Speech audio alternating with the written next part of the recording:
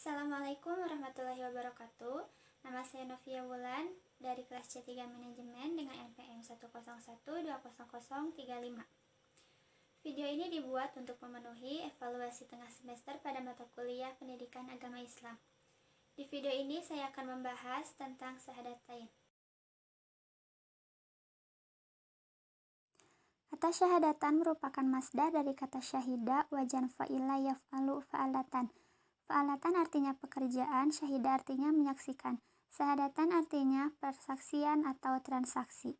Kata syahadatan yang berarti persaksian dalam Al-Quran. Kalimah syahida termasuk kalimat yang mengandung makna musytarok dan makna muradif. A. Makna musytarok. Kata musytarok tidak dapat diartikan dengan sebuah makna yang terkandung dalam kata tersebut secara bersamaan, akan tetapi harus diartikan dengan arti salah satunya. B. Makna muradif. Muradif ialah beberapa lafaz yang menunjukkan satu arti. Misalnya lafaznya banyak, sedang artinya dalam peribahasa Indonesia satu. Sering disebut dengan sinonim. C. Makna syar'i. Syahadatain adalah perjanjian atau sumpah setia. Syahadatain adalah satu pernyataan yang diucapkan oleh lisan atau ikrar bil lisan setelah dibenarkan oleh hati, tasdik, bijanah atau kolbi. Syahadatain adalah syariat Islam sama dengan syariat sholat, zakat, puasa, haji, munakahah, jihad, dan sebagainya. Syariat Islam yang wajib dilaksanakan. Syahadatain bukan rukun iman yang hanya diyakini dalam hati, tapi rukun Islam yang harus diamalkan karena amal jawarih. A. Rukun pertama, rukun Islam. Syahadatain merupakan syariat Islam yang sangat menentukan pelaksanaan syariat Islam selanjutnya. Syarat sah melaksanakan syariat sholat, zakat, puasa, dan haji adalah muslim. B. Perwujudan al-wala dan al-bara. Kalimah la ilaha illallah terdiri dari dua pernyataan, yaitu la ilaha dan illallah, selain menolak sesembahan selain Allah, sekaligus mencabut loyalitas dan ikatan atau akidah kepada togut. Quran Surat Al-Baqarah ayat 256. C. Tujuan akhir proses dakwah. Dakwah para rasul adalah mengajak para manusia untuk mengabdi kepada Allah saja, sebagaimana firman Allah dalam Quran Surat An-Nahl ayat 36. D. Akar pohon Islam. Allah memberikan perumpamaan kalimah thayyibah Quran Surat Al-Imran ayat 18 dan Surat Al-Fat ayat 29 sebagai pohon yang baik, sebagaimana firman-Nya, tidaklah kamu perhatikan bagaimana Allah telah membuat perumpamaan kalimat yang baik seperti pohon yang baik, akarnya teguh dan cabangnya menjulang ke langit. Pohon itu memberikan buahnya setiap musim dengan seizin Tuhannya. Allah membuat perumpamaan itu untuk manusia supaya manusia itu selalu ingat. Quran Surat Ibrahim ayat 24-25. E. Pondasi bangunan Islam. Rasulullah Shallallahu Alaihi Wasallam mengibaratkan Islam sebagai suatu bangunan, seperti yang diungkapkan dalam salah satu sabdanya, dibangun Islam atas 5, dan seterusnya. Apabila Islam dibangun, berarti Islam merupakan suatu bangunan. Maka tegaknya Islam perlu memiliki beberapa persyaratan tertentu layaknya suatu bangunan agar dapat berdiri dengan kokoh. F. Menjaga hati atau God spot. Manusia dilahirkan dalam keadaan fitrah, suci bersih, sebagaimana sabda Nabi Muhammad SAW. Setiap anak dilahirkan dalam keadaan fitrah, maka bapaknya atau lingkungan keluarga yang menjadikannya Yahudi, Nasrani, atau Majusi. Hadis riwayat Bukhari.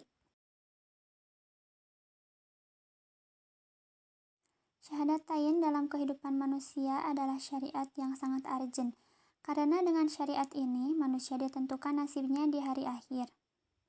Syahadah berupa perjanjian antara ruh manusia dengan Allah Subhanahu wa Ta'ala telah dilakukan sejak di alam arwah. Quran Surat Al-A'raf ayat 172. Untuk mengetahui bagaimana tahapan syahadah manusia dalam syariat Islam mulai dari alam ruh hingga hidup nanti di akhirat adalah sebagai berikut. A. Tahapan kehidupan manusia. Manusia adalah makhluk Allah yang mengalami 4 tahapan proses kehidupan, 2 kali mati dan 2 kali hidup.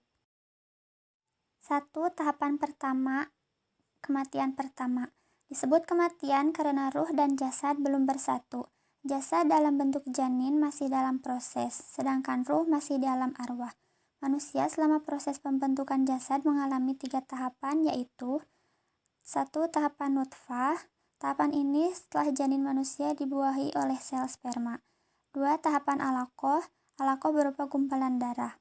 3. Tahapan mudlagoh atau gumpalan daging telah berupa jaringan anggota tubuh. 2. Tahapan kedua, kehidupan pertama. Pada tahapan kedua ini, manusia mengalami 2 tahapan, yaitu tahapan pertama, alam rohim, tahapan kedua, alam dunia. 3. Tahapan ketiga, kematian kedua.